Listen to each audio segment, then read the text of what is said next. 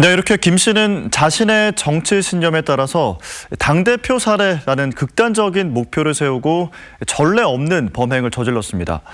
하지만 범죄 예방을 위한 핵심 열쇠인 김 씨의 변명문도 당적도 공개되지 않았는데요. 경찰은 가짜뉴스가 퍼지는 동안에도 수사 중이라는 이유로 정확한 정보 공개를 꺼렸습니다. 송강모 기자입니다. 최종 수사 결과 브리핑에서 공개한 각종 사건 자료입니다.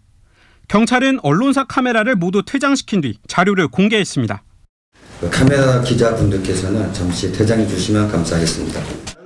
기자들의 사실관계 취재를 위해 사진 공개를 요구했지만 경찰은 피가 묻은 사진이 있어 곤란하다며 거부한 뒤 스크린에 뜬 사진을 휴대전화로 찍어가라고 말했습니다. 최종 브리핑이었지만 범행의 핵심 동기가 적힌 이른바 변명문도 비공개했습니다. 압수품이라 공개가 안 된다는 이유였지만 경찰은 7,700자가 적힌 전체 문장 중에서 몇 개의 문장만 선택적으로 발췌해 낭독했습니다. 김 씨가 언제, 어떤 방식으로 정치적 신념을 쌓아왔고 극단화했는지를 밝히는 게 핵심이지만 경찰은 수사 내용을 숨기기 급급했고 의혹만 키웠다는 지적입니다.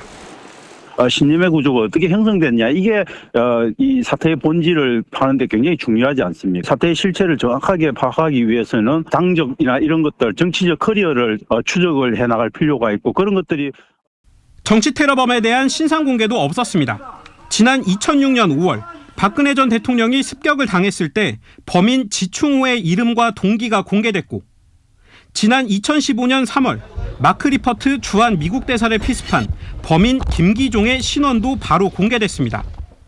하지만 대통령이 되는 걸 막겠다며 정치 테러를 저지른 김 씨의 이름은 공개되지 않았고 그 비공개의 이유도 비공개라고 선을 그었습니다. 전부 비공개로 한다고 했고 비공개 사유도 비공개다. 이렇게 다. 뉴욕타임즈가 지난 3일 기사를 통해 김 씨의 이름과 직업을 공개했지만 경찰의 비공개 결정은 그대로였습니다. 경찰이 법을 근거로 들며 수사 내용을 철저히 감싼 동안 흉기가 아닌 나무젓가락이다, 꾀병이다라는 등의 가짜뉴스와 유언비어는 퍼져나갔습니다. 한번 입력된 정보는 사후에 정정하는 게 훨씬 더 힘들다고 보통 많이 보고 있는 편이에요. 검증된 그런 정보들이 빠른 시일 안에 유포되어야 될 필요성은 있는 것 같아요. 경찰은 연이은 비공개 논란에 대해 이번 사건이 정치적으로 민감한 문제이기 때문에 수사 사항을 철저히 비공개했다는 입장을 고수했습니다. MBC 뉴스 송강모입니다.